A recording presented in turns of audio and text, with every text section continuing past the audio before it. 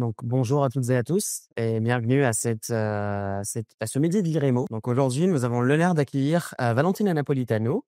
Bonjour, merci d'être venue donc à ce midi pour présenter votre livre récemment publié. Donc, vous êtes sociologue, vous êtes chargé de recherche à l'Institut de recherche et de développement, ainsi que rattaché au laboratoire Population, Environnement, Développement de l'Université Aix-Marseille. Donc en fait, vos travaux se concentrent principalement sur l'ère moyen-orientale, principalement la Syrie, la Jordanie, le Liban et la Turquie. Et donc en fait, vous centrez vos travaux sur les transformations familiales, l'action collective et l'humanitarisme en temps de violence, en temps de migration forcée. Et vous êtes donc italienne, et à ma grande surprise, j'ai appris que vous parliez un arabe parfait, un arabe syrien parfait, puisque je l'ai appris par la suite, vous avez vécu longtemps en Syrie.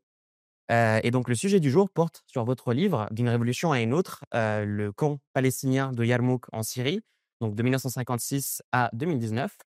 C'est un ouvrage, qui est, donc comme vous le dites, le résultat d'une longue enquête de terrain que vous avez menée sur le terrain, donc à Yarmouk, entre 2008 et 2011. Et puis dans les pays voisins de la Syrie, à la suite donc de la révolution syrienne et de la guerre qui s'en est suivie. Et vous avez également, fait un grand travail sur les archives, donc une étude d'archives. Et la première question que j'aimerais vous poser, c'est pourquoi avoir décidé d'écrire ce livre-là avec ce titre particulier? Tout d'abord, merci beaucoup aux organisateurs de l'IREMO et merci à vous tous pour être là, si nombreux. C'est ma première présentation pour cet ouvrage, donc je suis vraiment ravie de la faire ici. Et merci Mohamed Nour de modérer cette intervention.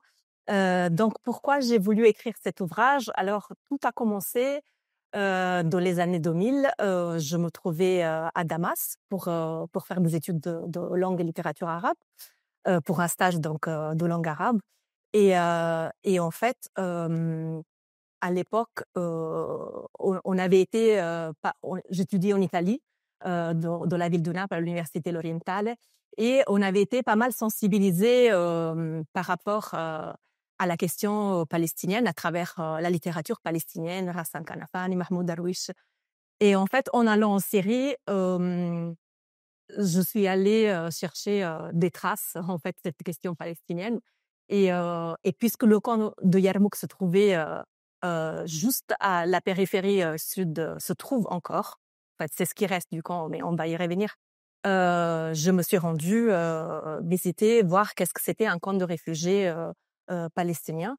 Et en fait, en allant dans le camp, c'est ce qui était euh, surprenant en venant de la ville de Damas, c'était que c'était un espace où il y avait énormément d'affiches, de panneaux, il y avait, on pouvait voir des sièges d'organisations politiques.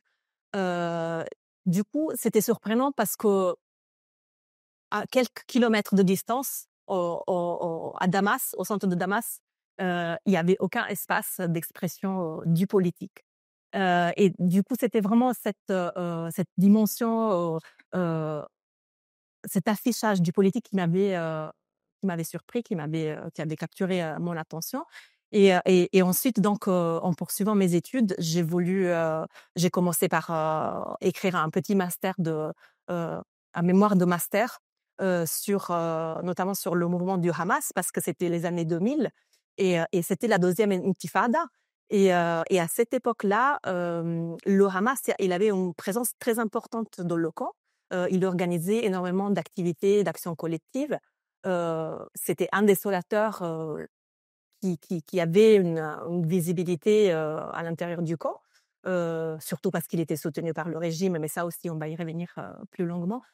Et ensuite, je me suis dit que, en raison en fait du manque d'études sur les camps palestiniens en Syrie, c'était bien de poursuivre ça pour mon doctorat.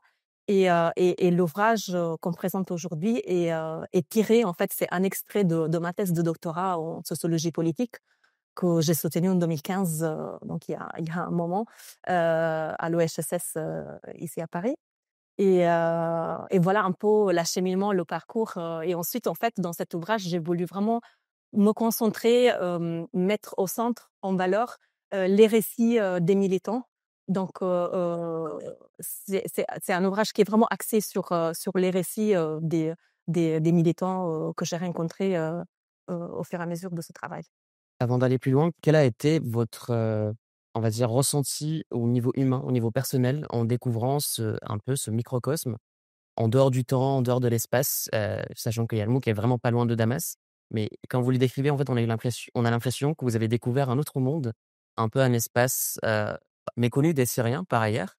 Hem, Quel a été votre ressenti en tant que personne, humainement, en rentrant dans ce camp, de Yarmouk, qui est en fait une sorte de quartier également, pas forcément un camp comme on peut l'imaginer avec des tentes, mais plutôt des bâtiments, des infrastructures et cetera. Bon, pas très bien desservis non plus, mais un peu, c'est un peu un camp à part, et très typique en fait des camps de Palestiniens en Syrie qui sont transformés à fur et à mesure en des villes, à part entière.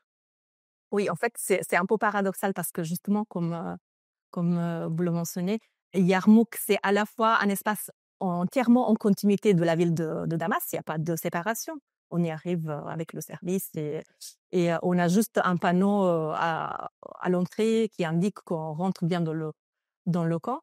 Donc il y a une continuité urbaine et en même temps, on sent qu'on rentre dans un espace qui renvoie à autre chose et qui renvoie notamment, à la Palestine, à la question palestinienne.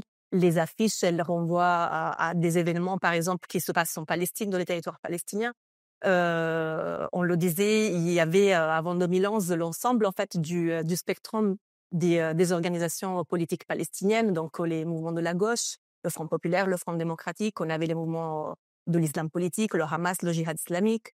On avait les mouvements de la gauche, mais proches du régime, le Front populaire commandement général, on avait le Fatah al-Intifada, la Saïka. Donc, on avait vraiment un panorama d'organisations politiques et en même temps, il y avait aussi énormément d'organisations de la société civile, des organisations caritatives, des maisons d'édition, des comités pour la défense du droit au retour. Donc, c'était un espace assez particulier, assez spécifique, avec en plus de ça, cette dimension politique, un dynamisme économique et commercial très important, c'est-à-dire jusqu'à 3-4 heures de la nuit, on pouvait sortir, il y avait des restaurants ouverts, et c'était un espace qui n'était par ailleurs pas habité exclusivement par des Palestiniens, mais aussi beaucoup de Syriens y habitaient en raison des loyers moins chers et voilà. Donc c'est ce mélange-là d'un point de vue social, politique, économique qui m'a qui m'a intéressée. D'accord. Donc vous avez un peu commencé à le dresser, mais on va rentrer donc dans le vif du sujet. Selon vos observations et le travail que vous avez effectué sur ce camp, quelle était la situation socio-économique des Palestiniens en Syrie avant 2011? Donc il y a le camp de Yarmouk, mais il y a également d'autres grands camps comme celui de Neirab à Alep et bien d'autres. Selon votre travail, comment est-ce que vous pourriez résumer, cette situation socio-économique des Palestiniens, qui va expliquer par ailleurs par la suite beaucoup de choses, notamment l'organisation de leur militantisme et puis, leur participation ou non à la révolution syrienne. Mmh. Alors, en fait, avant 2011, la Syrie accueillait environ un demi-million de Palestiniens, de réfugiés palestiniens, qui étaient les descendants de ceux arrivés depuis 1948 et suite à plusieurs vagues, en fait, migratoires. Et en fait, ce demi-million de personnes se concentrent autour des principaux centres urbains, dans des camps, à la fois à Damas, mais aussi, comme vous le rappelez, à Alep, Homs, et aussi à Latakia et à Deraa dans le sud. Il y a à la fois les camps, mais il y a aussi, une importante population, partie de la population qui vivait, à l'intérieur des espaces urbains et dans d'autres quartiers syriens. Surtout en raison, il faut le dire, de l'amélioration en fait des conditions de vie des Palestiniens de Syrie qui, différemment, notamment des Palestiniens du Liban, ont eu accès à un ensemble de droits, civils. On compare toujours avec le Liban parce que la situation des Palestiniens au Liban est celle, d'un point de vue socio-économique, la plus difficile et dégradée, où l'accès aux droits est nié. Alors qu'en Jordanie, mmh, on sait que la Jordanie a attribué la nationalité jordanienne, malgré le fait que 2 millions encore de personnes restent enregistrées auprès de l'UNRWA, donc l'Agence des Nations Unies, qui s'occupe des réfugiés palestiniens, qui donc sont 2 millions de personnes en Jordanie sont encore en besoin, sont des citoyens jordaniens, mais sont encore en besoin d'aide humanitaire. Donc, cette digression régionale pour dire que le cas de la Syrie reste quand même assez spécifique parce que les Palestiniens ont obtenu l'ensemble en fait des droits civils, Hormis la nationalité qui n'a pas donné. hormis la nationalité. Ils ont gardé leur nationalité et ça, soi-disant, pour préserver leurs droits au retour en Palestine. Donc, ils ont l'accès au marché du travail, ils ont l'accès aux études, ils n'ont pas de droit politique, mais bon, avant, il n'y en avait pas non plus pour les Syriens, donc Effectivement. ça changeait pas grand-chose. Il y avait quelques restrictions en termes de droit de propriété. Un Palestinien pouvait être propriétaire juste d'un bien immobilier. Donc, ce statut juridique a permis aux Palestiniens en fait, d'intégrer la société syrienne et de connaître aussi une ascension sociale assez importante. Et dans le camp de Yarmouk, par exemple, où l'accès au marché du travail de la capitale était facile, il y a énormément de professeurs libérales, il y a une portion importante de Palestiniens qui travaillaient dans l'emploi public en tant qu'enseignants. Donc, la situation de Yarmouk quand même diffère un peu des autres camps, surtout si on va à la périphérie de Damas, si on va dans le camp de Jaramane, le camp de Khan el-Sheikh, les autres camps qui sont un peu plus éloignés où l'accès à la capitale est plus difficile, les conditions de vie demeurent quand même plus dégradées. Et c'est le cas aussi de Nerab que vous évoquez, où c'est un camp qui était renouvelé à la fin des années 2000, mais où les conditions de vie étaient quand même très dégradées sur ce qui concerne la situation socio-économique. Donc, en fait, l'ensemble de ces facteurs ont créé des conditions, des prémices d'organisation du militantisme palestinien. Donc, en fait, notamment, c'est la question qui vient après, c'est comment s'organise ce militantisme post-48 ? Donc, on sait qu'on a eu beaucoup de militantisme au Liban, en Jordanie, mais c'est vrai que le militantisme palestinien en Syrie est très méconnu du grand public, notamment puisque le régime Assad ne laissait pas forcément faire ce qui lui déplaisait, ou alors laissait faire dans un espace très restreint, en ne médiatisant pas et en laissant un peu ce militantisme dans l'espace palestinien de ces camps. Et la question aussi qui se pose par la suite, c'est qu'on sait qu'il a commencé à s'organiser dès 48, mais on sait que les guerres de 67 et de 73, donc par la suite, ont également marqué une rupture pour les Palestiniens de Syrie, et ce, à plusieurs égards. Oui, alors effectivement, le mouvement national palestinien s'organise, se récompose après 48 en exil, donc dans les pays d'accueil des réfugiés palestiniens. Donc tout d'abord en Jordanie, jusqu'aux années 70, où il y a les événements de Septembre Noir, qui obligent le leadership palestinien à quitter le pays. On peut rappeler ce que c'était Septembre Noir, peut-être pour tout le monde. Donc, les événements de Septembre Noir, c'est des affrontements entre des organisations du mouvement national palestinien et le royaume hachémite. C'est en fait qui a essayé comment dire, d'écraser en fait l'autonomisation du mouvement national palestinien dans le camp. Il y a eu des épisodes de détournement d'avions et à ce moment-là, en fait, le royaume il a essayé de reprendre le pouvoir. Et donc, l'OLP était contrainte de quitter la Jordanie et ils se sont réfugiés donc au Liban. Et en fait, pourquoi ils ne sont pas allés en Syrie ? Parce que la Syrie était un autre pays qui a toujours essayé de mettre sa mainmise, de dominer, en fait, de contrôler les acteurs du mouvement national palestinien.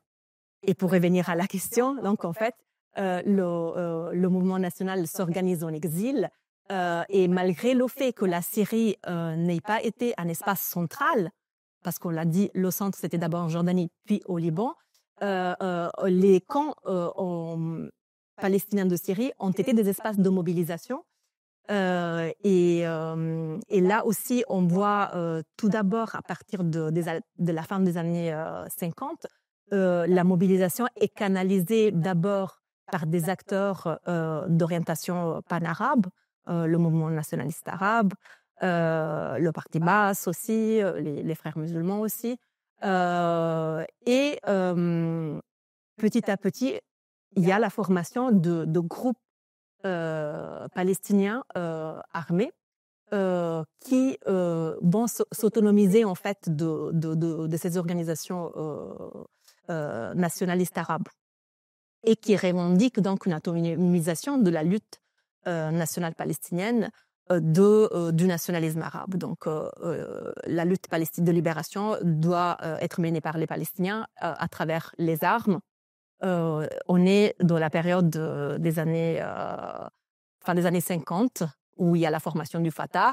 Et par ailleurs, certains des leaders du Fatah sont des Palestiniens de Syrie.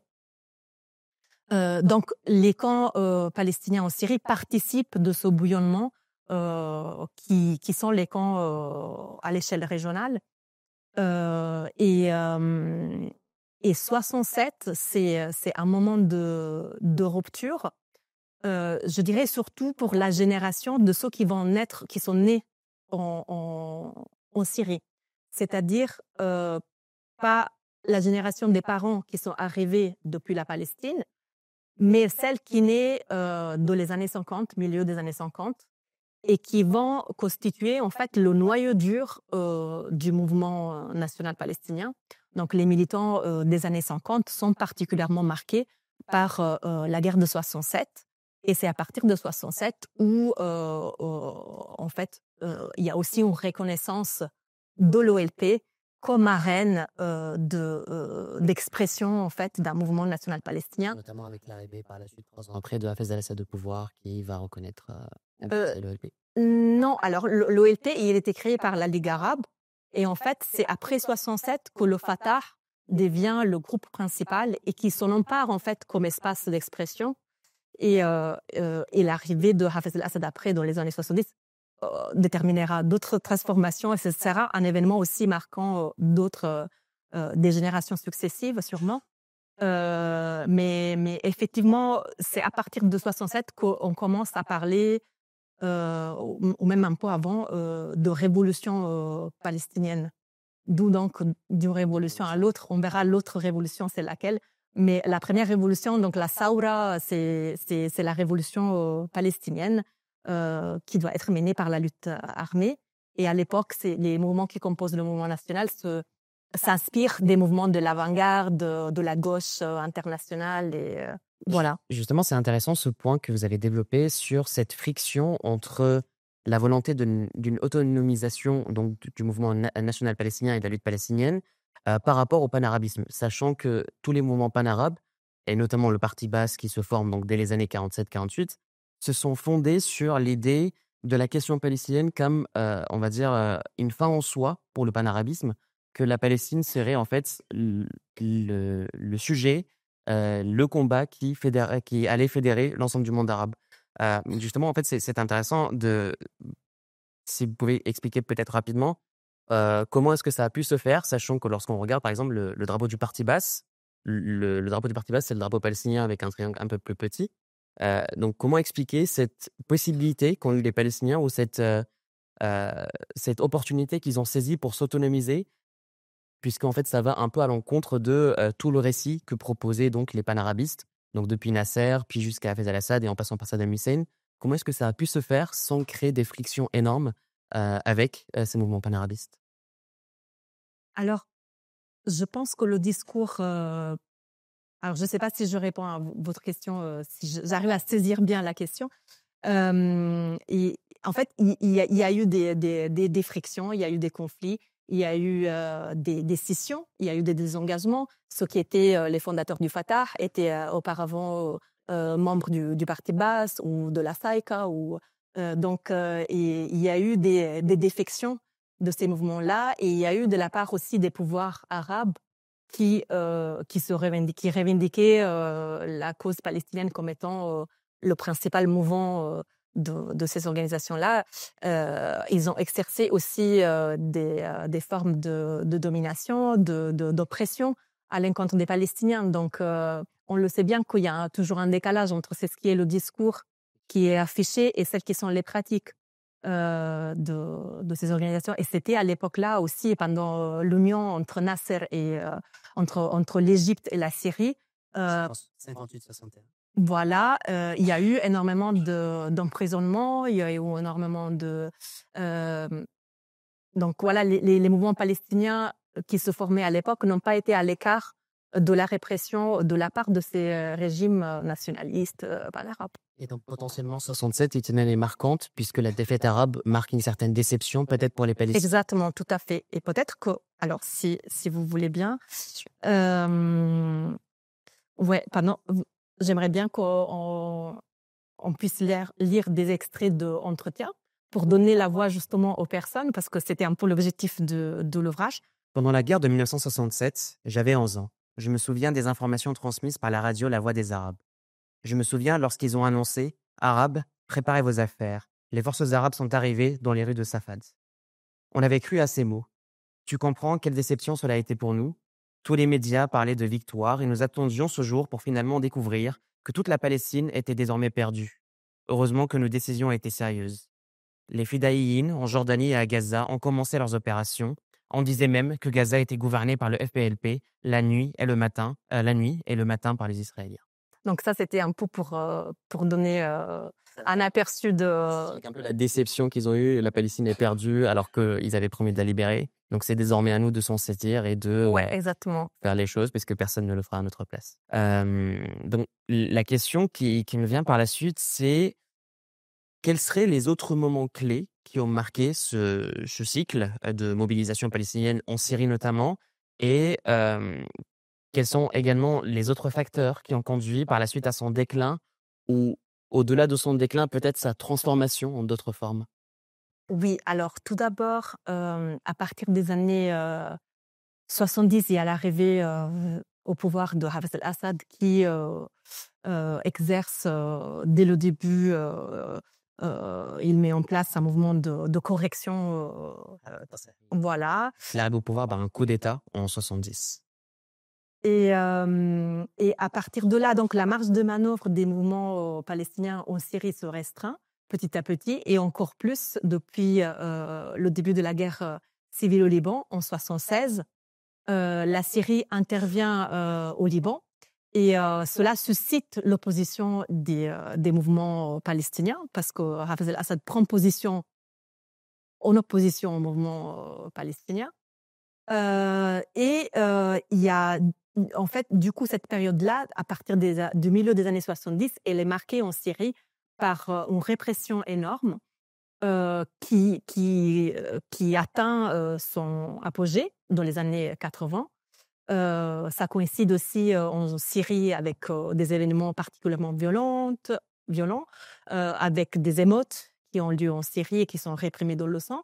Et en 83, le Fatah est interdit en Syrie. Donc il y a eu des arrestations massives. Et je lirai peut-être, je te demanderai de lire un extrait à ce propos. Et c'est donc une période marquée par la violence. Juste peut-être pour contextualiser les années 80 en Syrie. Donc ces années 80 sont un peu l'année charnière où les mouvements donc, des frères musulmans ont commencé à se saisir des luttes dans les pays arabes, notamment en se positionnant comme suite logique au panarabisme qui a échoué sur la question palestinienne et qui aurait échoué également sur à créer une fédération des pays arabes. Et donc l'apogée de cette violence en Syrie sera à Hama, dans le centre du pays, en 1982, lorsque donc début février 1982, le régime Assad, donc de Hafez al-Assad, va assiéger la ville et prétextant la présence de frères musulmans, va décider de raser complètement la ville, tuant environ 20 à 40 000 personnes en imposant un siège de longue durée. Et cette répression donc, n'était pas juste à Hama, mais Hama est vraiment le visage de ce massacre, puisqu'il y a également des massacres à Alep. L'armée était envoyée partout sur le territoire pour chasser tout opposant, tout en, fait, en prétextant la lutte contre les frères musulmans. Donc, ça s'inscrit également dans un moment où les républiques arabes, donc après l'Égypte, même en Irak, en fait, une certaine fragilisation qui commence, poussée, entre autres, par les monarchies du Golfe, qui étaient des grands soutiens de ces frères musulmans.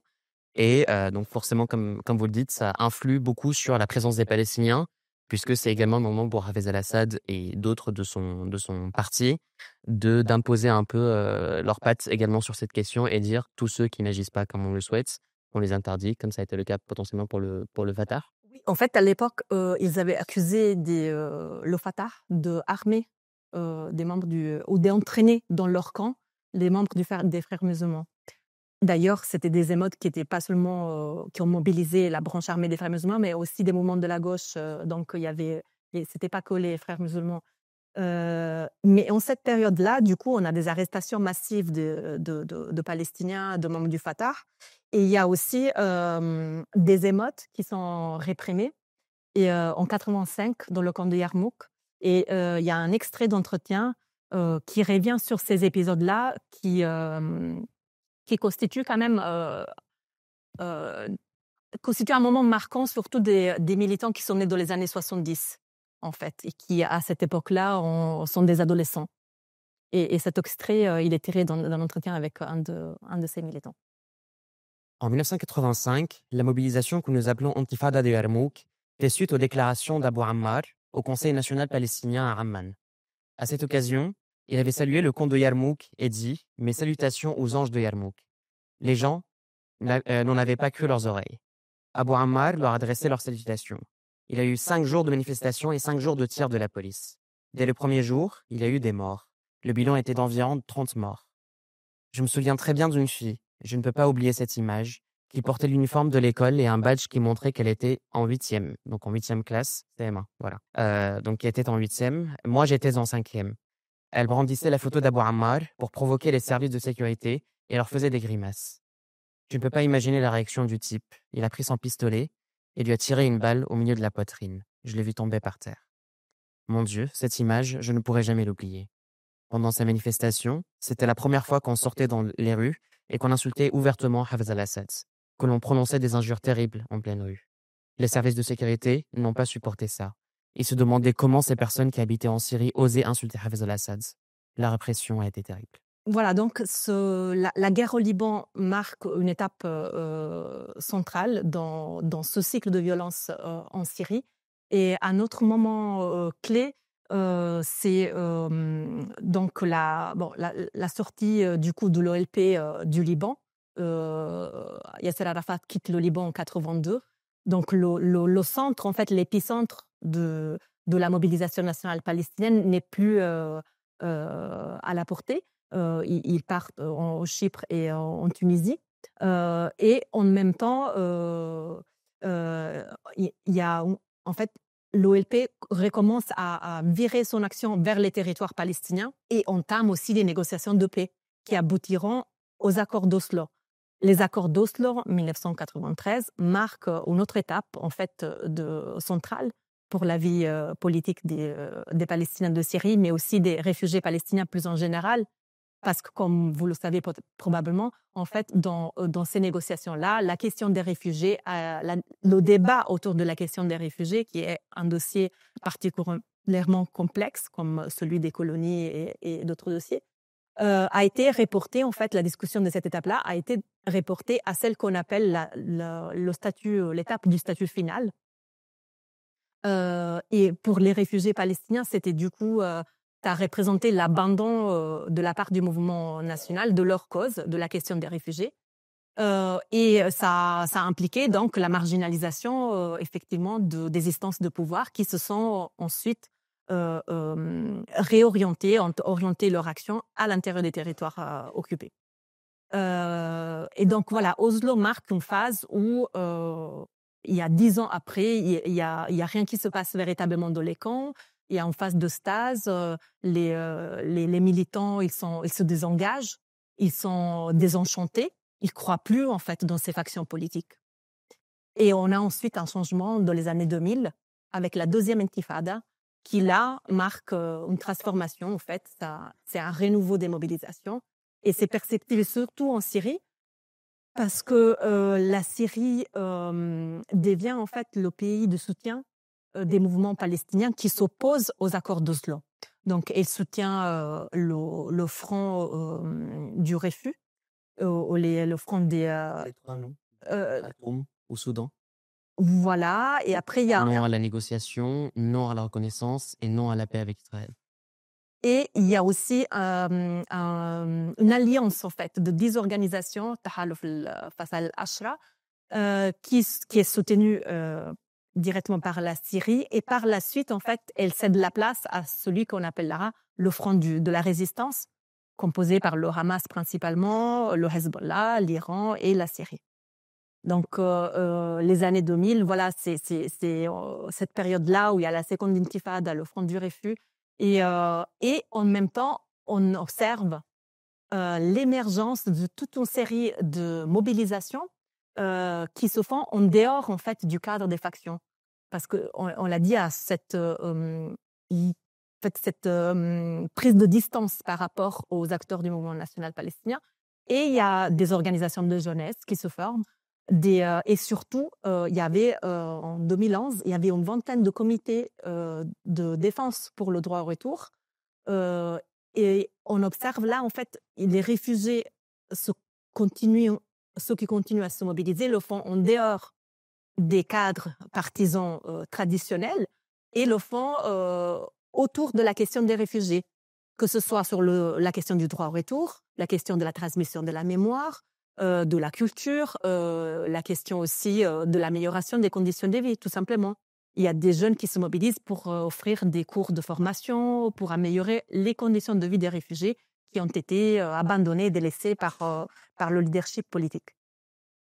Si on veut résumer cette période de déclin, est-ce que vous la situerez entre 78, donc les accords du camp David, signés par l'Égypte, qui signe un abandon donc d'un des plus grands soutiens normalement de la cause palestinienne, jusqu'à donc 93 et l'enterrement en fait de la cause palestinienne par son leader, Yasser Arafat. Est-ce que c'est vraiment cette période-là qui va marquer la plus grande déception de l'histoire du mouvement national palestinien? Oui.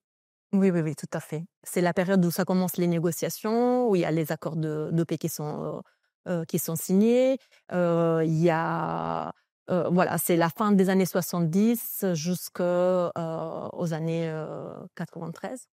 Et puis, avec 2000, il y a une sorte de volonté de renouveau par d'autres formes de mobilisation, par d'autres cadres, en fait, d'organisation. Et justement, dans les années 2000, comment est-ce qu'on pourrait résumer ou alors expliquer la transformation de ce mouvement, donc dès l'arrivée au pouvoir de Bachar el-Assad en 2000 et jusqu'à 2011 et le début de la révolution syrienne? Qu'est-ce qui s'est passé pendant ce laps de temps qui est non seulement méconnu du grand public en Europe, mais également des Syriens, puisque moi je me rappelle, donc, moi qui suis né en 2002 à Alep en Syrie, de ma naissance à 2011, la question palestinienne, c'était Al Jazeera sur la télé, point barre. Qu'est-ce qui s'est passé sur le terrain? Parce que même les Syriens ne sont pas au courant de ce qui se passait, à part peut-être ceux qui vivaient donc à Damas, près des camps de réfugiés, ou alors près du camp de Naïrab. Ouais. Alors, bah, dans les années 2000, il y avait quand même le bureau politique du Hamas, il était basé à Damas, ce qui n'était pas rien. Du coup, les porte-paroles du mouvement, ils étaient là. Et c'est vrai, en fait, il y avait pas... C'était des représentants politiques, il y avait une diplomatie politique, mais il n'y avait pas de véritable mobilisation sur place. C'est-à-dire, c'est différent par rapport à la situation dans les territoires occupés, à Gaza et en Cisjordanie. En Syrie, le Hamas, il était là. Il organisait des actions collectives, des manifestations. Il organisait des mariages collectifs, par exemple. Il payait le mariage. Mais il n'y avait pas une volonté de mobiliser ou de former, d'un point de vue militaire, des militants à l'échelle locale. Donc, il y avait un affichage politique, mais voilà, il n'y avait pas véritablement de mobilisation. Et c'est ce qui s'est passé dans les années 2000, c'est que il y avait effectivement l'arrivée au pouvoir de Bachar al-Assad qui a représenté au tout début une certaine ouverture vers des formes. On se disait, il y a eu le printemps arabe, il y a eu des organisations de la société civile qui ont pu jouir d'une petite marge de manœuvre qui s'est tout de suite refermée très peu de temps après.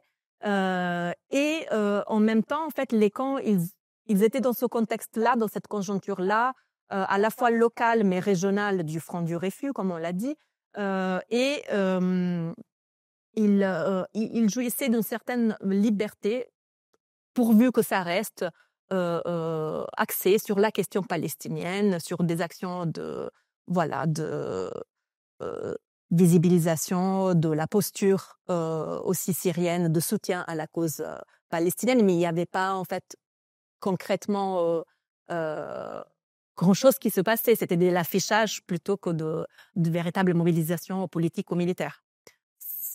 Je ne sais pas si... Ça répond parfaitement à la question. Et justement, dans ce sillage arrive mars 2011 et le début de la révolution syrienne et une grande transformation, je le pense, de la forme du mouvement national palestinien en Syrie, qui sera d'une part réprimé pour ceux qui participeront à cette révolution, euh, qui vont considérer comme la leur également, puisqu'ils sont nés en Syrie et qui se sentent comme syriens pour beaucoup, mais également, d'un autre côté, certains qui vont être instrumentalisés par le régime Assad et prendre les armes pour opprimer Syriens et Palestiniens du côté de la révolution.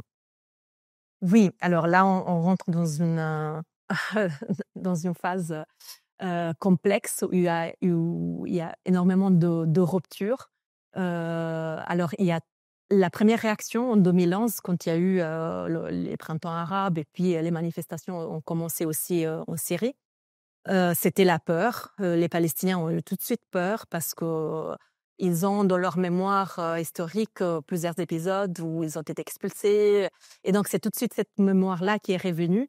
Et dans certains lieux aussi, le régime a propagé des rumeurs, comme quoi c'était les Palestiniens qui fomentaient la fitna. Il y avait la crainte en fait que le régime puisse se servir des Palestiniens et dire ah vous voyez c'est les Palestiniens qui ont organisé les manifestations dans ce quartier-là, Hajar al-Aswad ou bien al-Latakia. Et donc du coup la première posture c'était on reste à l'écart, on garde une position neutre, mais c'est en fait tout de suite cette posture-là n'a pas tenu parce que déjà il y a eu des mobilisations individuelles, il y avait des gens qui partaient manifester dans d'autres quartiers en dehors du camp. Puis, il y a eu des déplacés internes qui ont commencé à affluer dans les camps, dans le camp de Yarmouk, des gens qui sont arrivés de Homs, par exemple, ou des autres quartiers de la périphérie de Damas, et qui se disaient, allez, on va dans le camp parce que le régime ne va jamais attaquer le camp, parce il s'est toujours érigé en défenseur de la cause palestinienne, il ne va jamais bombarder le camp de Yarmouk. Du coup, il y a eu aussi des mobilisations en accueil de ces déplacés. Donc, l'aide humanitaire s'est organisée et en ce sens-là, la présence d'organisations politiques, mais aussi d'organisations de la société civile, a servi d'appui à ces mobilisations-là aussi en soutien de la population syrienne. Et il y a eu aussi des épisodes de manifestations avec des victimes, des morts. Et là, on a commencé, parce qu'il faut le rappeler aussi, c'est intéressant, qu'à cette occasion-là, en mai et en juin 2011, pour la première fois, le régime permet aux Palestiniens de se rendre à la frontière avec Israël, donc de la région du Golan, dont l'accès avait été interdit depuis 1974, depuis la signature des accords de cessez-le-feu. C'est la première fois, il essaie d'instrumentaliser en fait les Palestiniens. Il les envoie à la frontière. C'était une marche de retour qui était organisée avec d'autres Palestiniens dans les autres frontières. Et à cette époque-là, il y a eu plein des jeunes du camp de Yarmouk qui sont morts. Donc, au retour, quand les personnes, les familles, ils ont appris la nouvelle, il y a eu des manifestations. Et c'est à ce moment-là aussi qu'il y a eu des revendications contre le régime. Donc, voilà, le régime a compris que les Palestiniens étaient en train de basculer du camp de l'opposition. Et les évolutions ensuite qui ont eu lieu dans l'ensemble de la Syrie se sont répercutées aussi dans le camp de Yarmouk et dans les autres camps. Parce que les camps se trouvent dans ces périphéries où le mouvement révolutionnaire syrien a commencé, a débuté. Et donc, ils ont été directement impactés par, par le début de la révolution.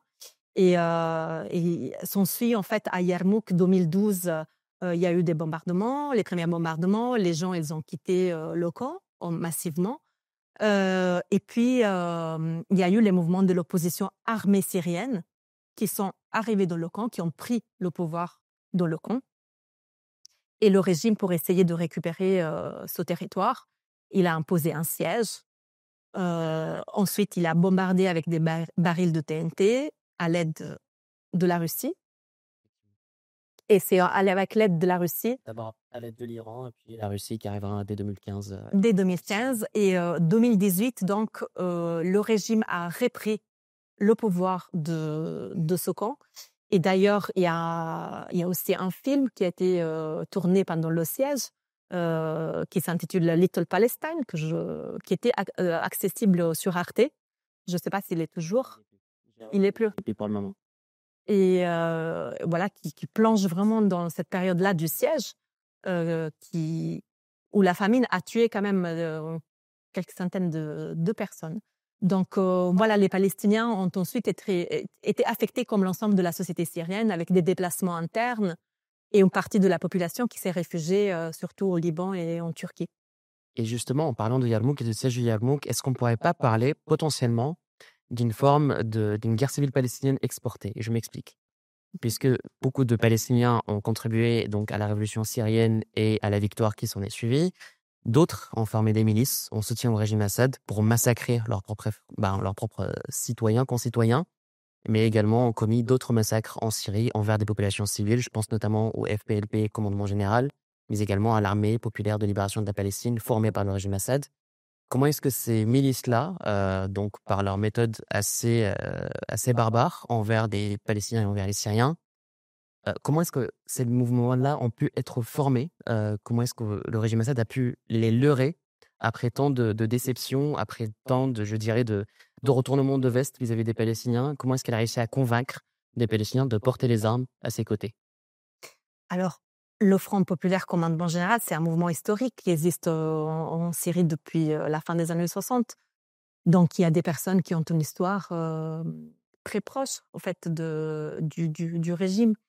Et en fait, au début de la Révolution, en 2011, le Front populaire commandement général, donc guidé par Ahmad Jibril, il a appelé d'autres personnes à former des comités, des milices en fait armées. Ils étaient rémunérés. Donc, ils ont recruté, et pas exclusivement parmi les Palestiniens, mais aussi parmi les Syriens.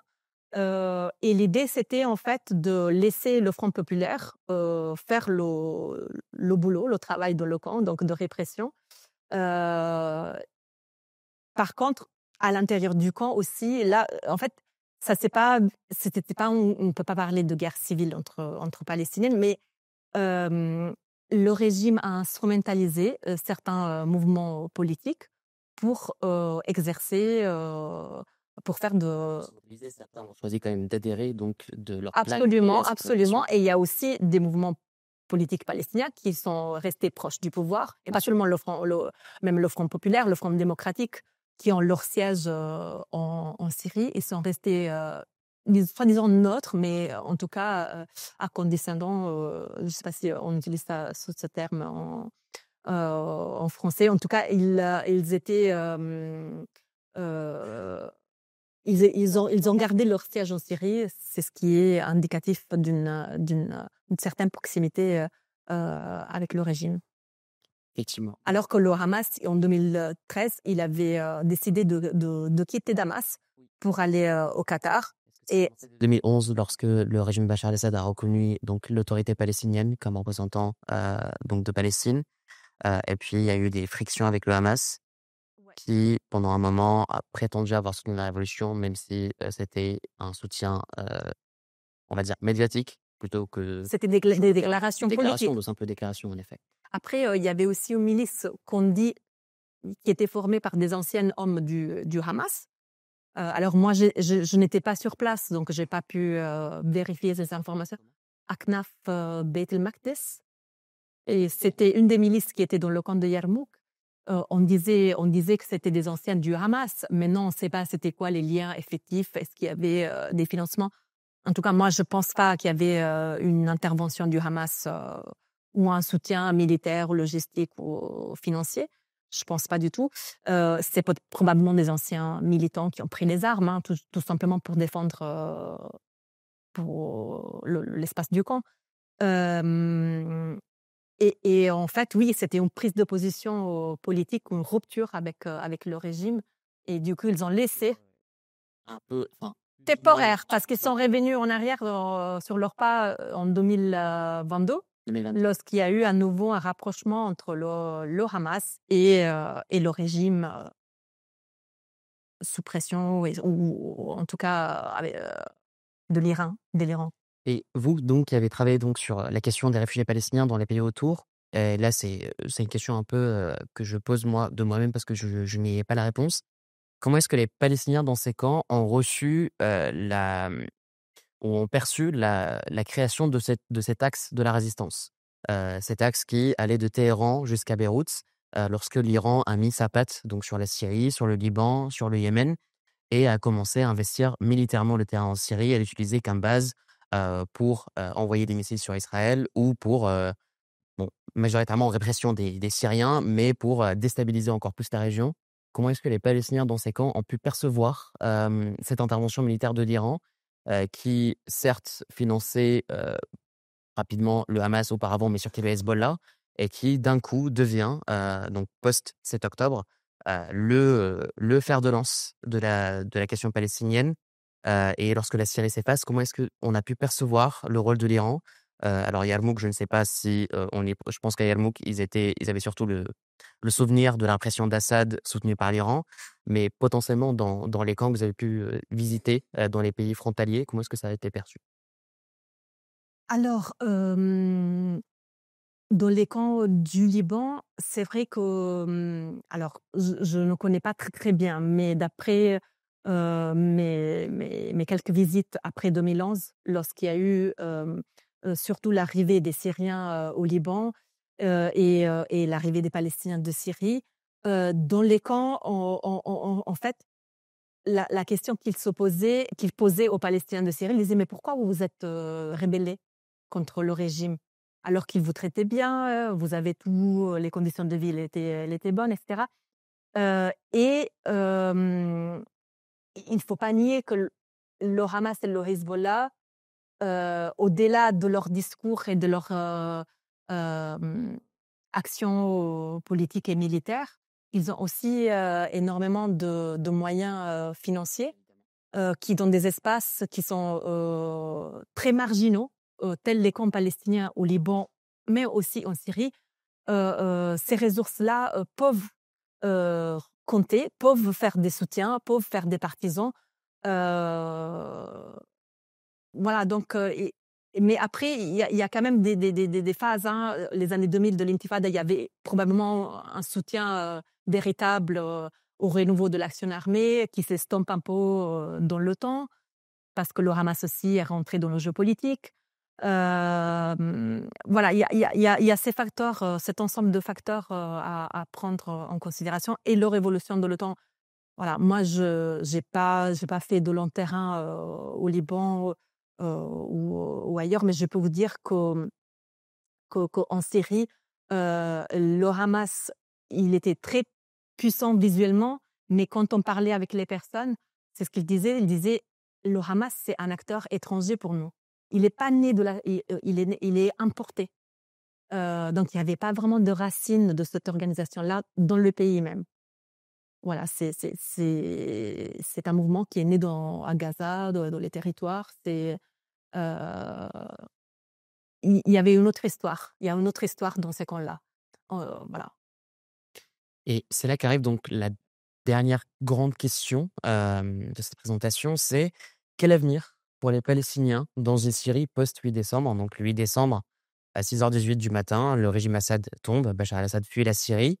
C'est une grande victoire, mais teintée quand même de crainte, avec notamment l'arrivée à Damas d'un ex-djihadiste de Daesh et d'Al-Qaïda, Abu Ahmad al-Jolani, de son nom civil Ahmad al-Shara, qui, en fait, lui, en arrivant, ne va pas du tout parler de la question palestinienne, voire directement dire: «Ne cherchons pas la guerre avec Israël», puisque le 8 décembre, Israël envahit la zone tampon et au-delà en Syrie. Donc la zone tampon, c'est la zone qui a été définie par les accords de 74 de cessez-le-feu, qui est frontalière du plateau du Golan occupé, et va même, à un moment donné, arriver à 15 petits kilomètres de Damas. Va également lever le drapeau israélien sur le mont Hermon, côté syrien, et donc menacer ouvertement la capitale syrienne, menant même le nouveau gouverneur de Damas à dire: «Nous recherchons des relations pacifiques à l'avenir avec Israël». Et pourtant, lorsqu'on a vu des images, notamment les premières images du camp de Yarmouk par des journalistes syriens qui y sont allés, pour, en fait filmer le camp, donc pour montrer la destruction énorme qui s'y trouve, hem, pour repeindre le drapeau à l'entrée en mettant le nouveau drapeau de la Syrie que je porte juste ici. On a vu quand même des portraits de martyrs du Hamas, comme ils les appellent, donc juste à l'entrée du camp, de glorification de ceux qui sont tombés, notamment, alors Sinwar, je ne pense pas, mais il y avait quand même un portrait de Haniyeh placardé. Heu, mais dans ce cadre-là, lorsque la question palestinienne s'est effacée pendant 14 ans à peu près en Syrie, s'est effacée, oui et non, parce qu'on sait que les Palestiniens ont également beaucoup souffert dans les prisons d'Assad. Je pense notamment à la prison appelée Section Palestine, où le régime Assad avait pour habitude d'emprisonner des Palestiniens, de les torturer, mais pas seulement, mais également des Syriens. Comment est-ce que dans cette Syrie qui se recompose aujourd'hui, les Palestiniens peuvent trouver leur place potentiellement? Est-ce qu'ils seront acteurs de la société syrienne de demain? Ou est-ce que c'est, potentiellement la potentialité d'un premier État arabe démocratique à l'avenir qui pourrait soutenir la cause palestinienne? Je dis ça notamment puisque, il y a à peu près un mois, donc Al-Jolani a nommé, ministre, du pétrole, un Palestinien de Syrie, ce qui suscite d'ailleurs beaucoup de critiques de la part, de la société civile syrienne, qui, demande en fait pourquoi est-ce qu'un Palestinien prendrait un poste ministériel sachant que les Syriens ont beaucoup de ressources? Et en fait, cette critique, elle vient en filigrane d'autres critiques. C'est lorsqu'il a nommé des Ouïghours et des Tchétchènes dans le commandement du nouveau ministère de la Défense. Donc il y a aussi cette question de quelle est la place des Palestiniens, que se posent les Syriens, mais que se posent également les Palestiniens. Je dis ça notamment parce qu'aujourd'hui, ça m'arrive de parler avec des Palestiniens de Syrie et naturellement, la question me vient de leur poser la question: «Est-ce que vous vous sentez syrien?» Puisque pour moi, les Palestiniens en Syrie sont 100 syriens, on doit leur donner une nationalité, ils contribuent à la nation. Mais beaucoup me disent, bah, en fait, on ne peut pas répondre à cette question parce qu'on n'a jamais été traité comme Syriens à part entière, puisqu'on n'a jamais eu la nationalité. Et dans ce cadre-là, comment est-ce qu'on peut penser leur présence, sachant qu'ils sont plus 500 000, je pense que ça s'est un peu réduit. Heu, Comment est-ce qu'on peut penser potentiellement leur présence dans l'espace public et le militantisme qu'ils peuvent prendre pour, toujours militer pour la création d'un État palestinien depuis une Syrie qui potentiellement, signerait la fin du front du refus, lorsqu'on sait que depuis les accords d'Abraham, donc le Bahreïn, le Maroc et le Soudan ont normalisé leurs relations avec Israël. Heu, L'Arabie saoudite n'est pas très loin d'un accord, et on arrive potentiellement à un stade où la Syrie, démocratique à l'avenir, pourrait également normaliser les relations. Alors, merci beaucoup pour cette mise en contexte, à la fois, de la perspective, syrienne, mais aussi, régionale. Donc, l'ouvrage, il est paru en novembre, donc, quelques jours, je pense, avant le début, de l'opération, armée qui a conduit à la chute, du régime qui a pris, je pense, de surprise, tout le monde, y compris Quand suffit à renverser le régime Assad. donc, pour beaucoup de Syriens et de personnes qui étaient proches de la Syrie faisait partie du passé. Donc, et effectivement, alors la question palestinienne d'un point de vue, régional, moi je pense qu'il y aura pas de grands changements à l'avenir, en termes d'accords de paix. Ils ont déclaré qu'ils allaient, s'aligner en fait avec ce qui était la politique, les accords pris par le régime. Plus ou moins, parce qu'il y a quand même de plus en plus de déclarations qui vont dans le sens d'une normalisation, notamment depuis l'arrivée de Trump. On sait qu'aujourd'hui, Et je pense que justement les pressions occidentales vont pousser la Syrie a normalisé. vers une normalisation. En tout cas, aujourd'hui, la question palestinienne ne représente pas la priorité. Effectivement. Sachant que depuis le jour donc, de la signature du cessez-le-feu, Ils ont bombardé tout, ils ont détruit. C'est ça que vous voulez dire, non, non? en fait, le jour du cessez-le-feu donc la signature du cessez-le-feu à Gaza entre le Hamas et Israël, il y a eu quand même de grandes marches de joie. C'était pour la première fois, Bien pour sûr. la première fois, parce que d'ailleurs, depuis Non, le 7 alors même pendant la guerre, beaucoup de Syriens manifestaient leur soutien à Gaza. Moi, mais c'était des organisations organisées par le régime. En non, fait, non, attendez, même dans les zones libres, beaucoup soutiennent la dans Palestine. les zones libres, ok, oui. Moi, je disais à Damas, c'était des manifestations qui étaient organisées par le régime. Et sinon, les Palestiniens, même dans le camp d'Yarmouk, ils étaient interdits de sortir. Donc, c'est des événements très réjouissants. Finalement, en Syrie, on peut maintenant sortir, manifester librement. Il y a eu des manifestations à Damas, à Alep.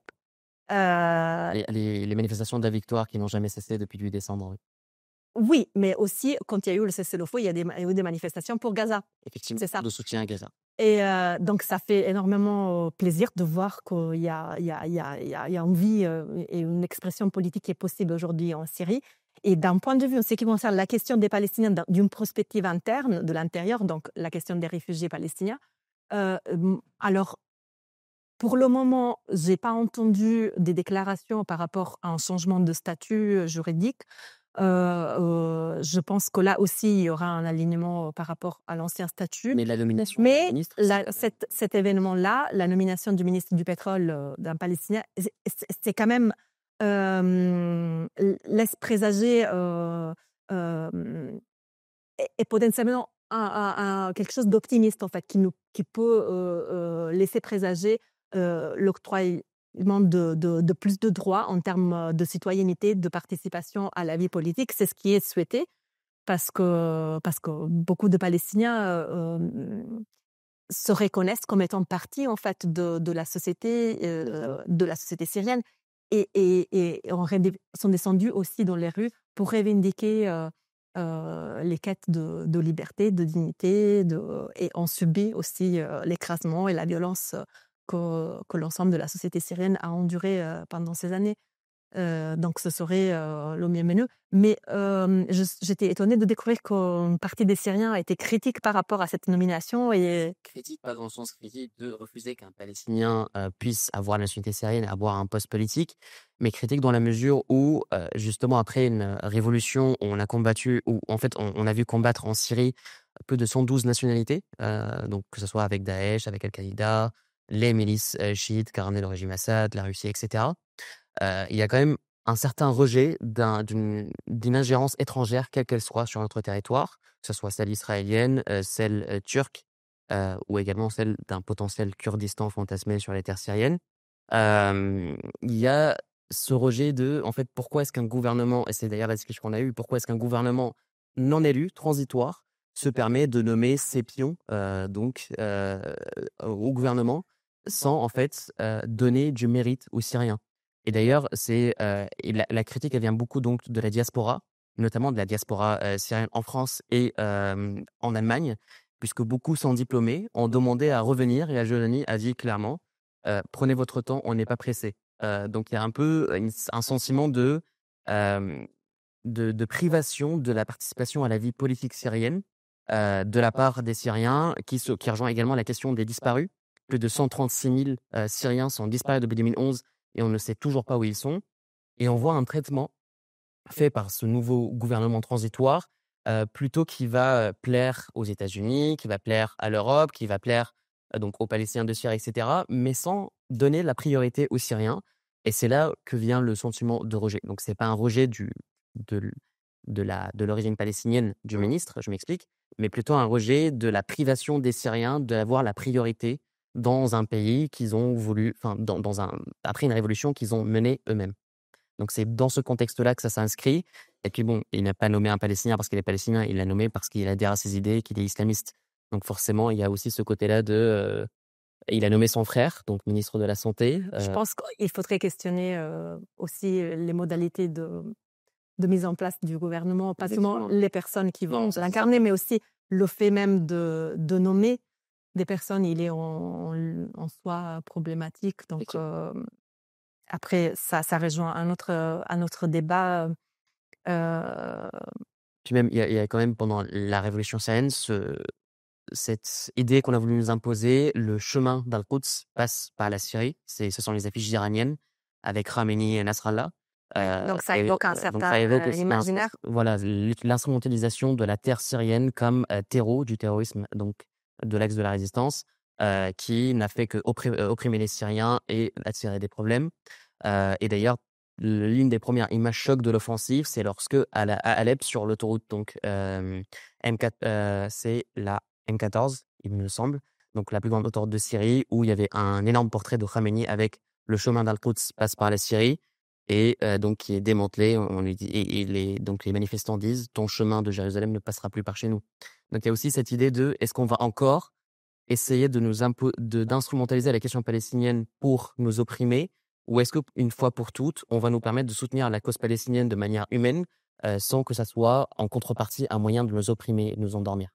En tout cas, je pense qu'au-delà de cette dimension régionale, il y a quand même une réalité locale qui est celle d'une proximité étroite entre Palestiniens de Syrie et Syriens, qui, à mon avis, constitue un terreau propice pour ceux qui seront les liens futurs et Même généralement, il y a les des interactions liens très étroits entre Syriens et Palestiniens. oui, oui, oui, et même d'un point de vue social et d'un point de vue aussi politique, il y a une histoire donc qui va au-delà des discours et de la démagogie politique et des discours internationaux, du Front du Refus et voilà. Donc je pense que c'est ce terrain-là qui va être c'est sur cette base-là qui va se construire va se déterminer la place et des Palestiniens dans la Syrie de demain. Bonjour. Vous avez posé la question de monsieur de savoir ce qu'allaient faire les Palestiniens en Syrie. Mais la place des Palestiniens, elle est en Palestine. Alors moi, je suis bien d'accord. Sur tous les aspects, je suis bien d'accord sur cette question. J'aimerais bien que les Palestiniens puissent avoir ce droit au retour sur leurs terres dans un partage égal, donc du territoire égal et équitable entre donc la solution à deux États, permettant donc aux Palestiniens de recouvrer leur dignité et leur souveraineté à laquelle ils ont naturellement droit, tout en mettant fin à ce cycle de violence en Israël et en Palestine, qui ne fait que donc toucher donc malheureusement en plus grande partie les civils palestiniens, mais également les civils israéliens qui subissent les politiques mortifères de leur propre gouvernement. Il ne faut pas nier qu'ils ont quand même un gouvernement messianique mené par Netanyahou et qui comptait jusqu'à il y a 2 semaines Itamar Ben-Gvir, qui est un colonialiste convaincu qui nie même aux Arabes israéliens leur droit à la citoyenneté israélienne. Donc évidemment que la place des Palestiniens, elle est en Palestine, c'est leur identité, c'est leur héritage, c'est leur culture. Mais moi, la question que je pose, c'est quelle place pour les Palestiniens en Syrie, elle est posée implicitement pour ceux qui se sentent syriens. Puisque évidemment, aujourd'hui, en tant que Syrien moi-même, un Palestinien qui est né en Syrie et qui me dit: «Je me sens comme Syrien», mais évidemment qu'il est des nôtres. Et j'aimerais qu'il reste ici et qu'il participe à la construction d'un pays où il est né et auquel il se sent appartenir. Je pense que aussi la binationalité pourrait exister entre Palestiniens et Syriens et que ceux qui se sentent pleinement syriens et ont envie de participer à la vie politique, à la vie publique sont les bienvenus. C'était plutôt dans ce sens-là ma question. Mais évidemment que tous les Palestiniens qui souhaitent revenir en Palestine, je l'espère de tout cœur, qu'ils pourront revenir dans une Palestine démocratique.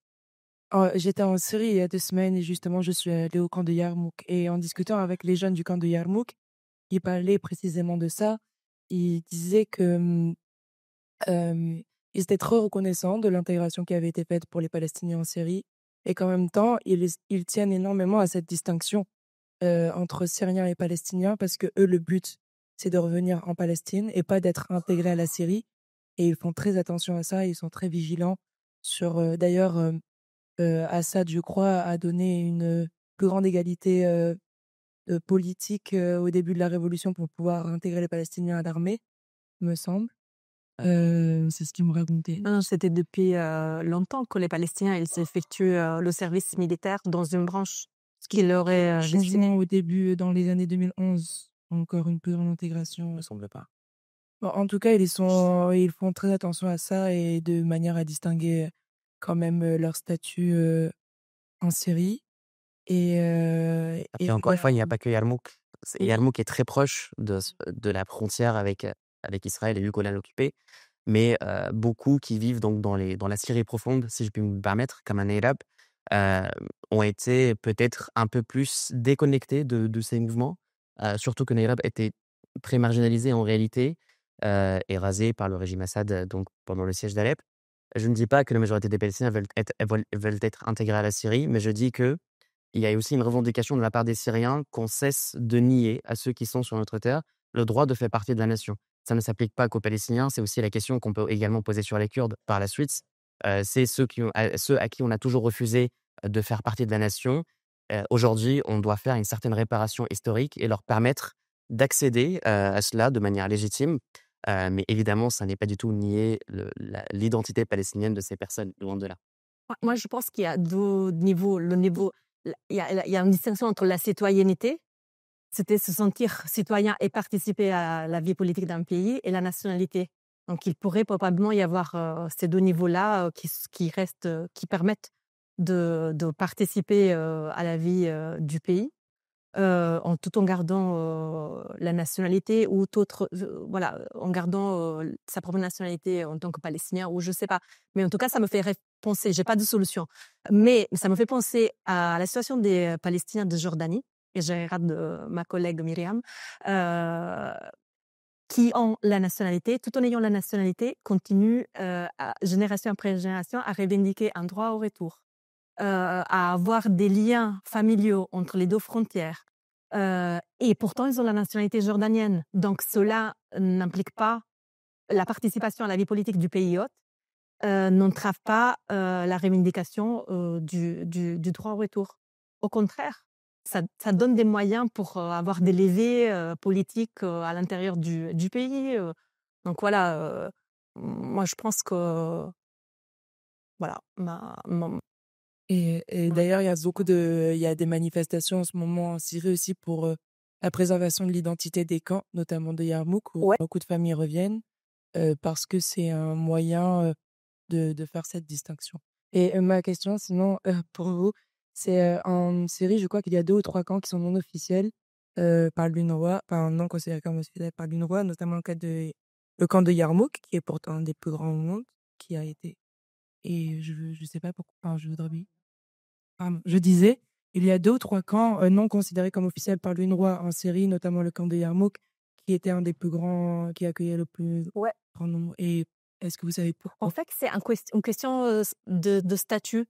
On l'appelle non officiel parce que en fait, les camps officiels ont été créés par l'UNRWA, alors qu'il y a 3 camps sont non officiels parce qu'ils ont été créés à l'initiative de la Syrie, des autorités syriennes.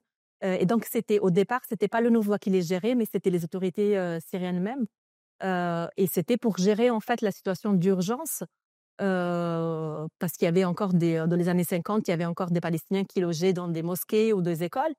Et c'est en fait vraiment un statut technique, mais vous avez raison de souligner cette question-là par rapport à ce qui va être le statut des camps après la reconstruction. Quel va être le statut de ces quartiers qui sont des quartiers qui sont administrés par les autorités locales, qui font partie, par exemple, Yarmouk fait partie du gouvernorat de Damas. Comment va-t-on penser la reconstruction, la réhabilitation de ces lieux-là qui ont un statut ou mémoire spécifique et qui incarnent en fait la preuve de l'existence de la question des réfugiés palestiniens, et auxquels les Palestiniens ne veulent pas renoncer parce que, vous le dites, ils revendiquent la préservation d'un statut spécifique et pas... D'ailleurs, Bachar al-Assad, il avait changé le panneau au début à l'entrée en mettant pas camp de Yarmouk, c'était marqué rue Yarmouk et rue Palestine. Donc il avait en sorte normalisé et il planifiait de faire des projets immobiliers en fait, en ne respectant pas du tout l'identité spécifique de ce lieu-là. Et c'est contrairement c'est ce qui revendique aujourd'hui les habitants et ceux qui veulent revenir au camp, voilà, revendiquent que ce lieu reste des camps. Ils ont réécrit d'ailleurs. Et ils ont réécrit d'ailleurs, voilà, camp de Yarmouk et camp Palestine. C'était une action symbolique assez forte quand même. Dès le lendemain de la chute du régime. Bonjour, merci pour l'intervention, c'était très intéressant. J'ai une question qui se rapporte un peu à mes recherches que je porte sur les écoles UNRWA, UNESCO dans les camps de réfugiés palestiniens.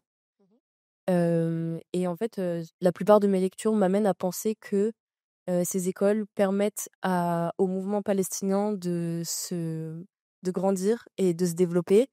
Mais vous parlez d'un mouvement armé et militaire dans les camps qui, j'en ai eu l'impression, mais peut-être c'est pas le cas, qui s'est développé en dehors de ça.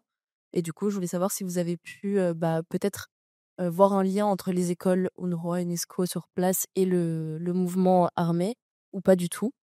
Et si c'est le cas, comment ça s'est développé au cours des programmes, etc., spécifiquement en Syrie? Non, bien sûr que l'UNRWA était, et pas seulement les écoles, hein, même l'UNRWA en tant qu'instance, a joué un rôle de socialisation très important pour les Palestiniens.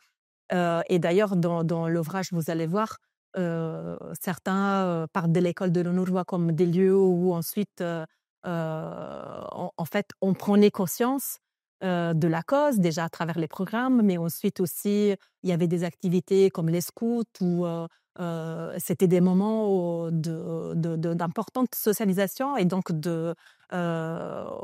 où les militants prenaient conscience et s'engageaient ensuite. Donc, et vous avez tous les travaux aussi de Jalal al-Husseini sur l'UNRWA qui montrent justement le rôle de l'UNRWA comme espace euh, de récomposition d'une appartenance palestinienne, mais aussi de récomposition du mouvement national. Donc, le rôle qui indirectement, parce que l'UNRWA, c'est une agence des Nations Unies qui est censée rester neutre, mais de fait, le fait qu'elles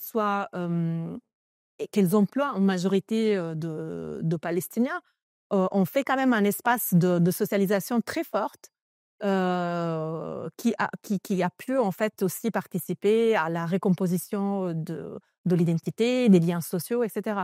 Donc, moi, en Syrie, j'ai quelques extraits d'entretien qui parlent de ça, qui parlent aussi du fait que, en fait, l'UNRWA, le fait d'accéder à des aides de l'UNRWA était un marqueur. C'est-à-dire, c'est là où les Palestiniens prenaient conscience du fait qu'ils étaient différents des Syriens. Alors qu'ils habitaient dans la vieille ville de Damas et ils allaient prendre les aides de l'UNRWA. Et là, ils se rendaient compte qu'il y avait les gens parlaient dans un accent différent. Ils se rendaient aussi compte de leurs conditions misérables, de la pauvreté dans laquelle ils vivaient. Et en fait, voilà, il y a quelques petits récits sur ça. Voilà. C'est de cette manière-là que moi j'aborde le Nord. J'ai aussi un peu fait un travail d'archivage, surtout parce que le Nord est un repositoire très important d'informations sur les réfugiés. Ils ont des archives exceptionnelles, dont une partie malheureusement a été détruite à Gaza. Mais ce qui reste à Amman, c'est quand même des lieux voilà, où une partie de l'histoire palestinienne est écrite, même si de la perspective des Nations Unies. Mais il y a quand même des récits, il y a des documents, et voilà. Donc, c'est en ce sens-là que je me suis un peu intéressée à l'UNRWA. Et aussi à la manière dont les autorités syriennes ont essayé d'instrumentaliser l'UNRWA pour y aménager des aires de la ville de Damas, par exemple, pour capter des financements. Voilà, ce genre de... Mais vous travaillez sur quel terrain? Il y a un terrain spécifique ou Je travaille sur les camps de réfugiés en Cisjordanie plutôt, D'accord. enfin, dans les territoires occupés. Mais je suis obligée de faire quelques comparaisons avec les camps de réfugiés dans les pays d'accueil autour, et notamment en Syrie, parce qu'il y a une différence des programmes qui sont... Bon, ça c'est très spécifique au sujet, Oui. mais il y a une différence des programmes entre territoire occupé, pays d'accueil, et la Syrie a Ouais. refusé de se plier aux règles de l'UNRWA. Voilà. Oui, oui, oui, ils avaient des différents manuels, en fait. C'est ça. Ouais, c'est un sujet passionnant. Et je vous invite à visiter les archives de l'ONU, du coup. Et elles sont accessibles même encore maintenant parce que Oui, à travers une procédure un peu compliquée, complexe, mais oui, et elles sont disponibles en arabe ou en anglais? en anglais. Ah, ça m'arrange. Bon, ma question, elle n'est pas vraie, elle est plutôt symbolique et c'était en fait pour clore la présentation. Donc c'est d'une révolution à une autre, mais ou d'une révolution à l'autre. Est-ce que l'autre révolution a fini par avoir sa victoire, comme les Syriens ont fini par avoir la leur? Est-ce qu'aujourd'hui, on peut enfin dire que le camp de Yarmouk va vers la prospérité et donc je l'espère à l'avenir, la possibilité pour ces Palestiniens, de Syrie de retourner chez eux? Est-ce qu'aujourd'hui, vous qui avez travaillé sur ce terrain, avez un grand espoir, déjà de paix sur la terre de Syrie et puis sur la terre, de Palestine pour ces personnes? Ah, la grande question de la fin. Ouh là là! Évidemment, faut toujours une note d'espoir.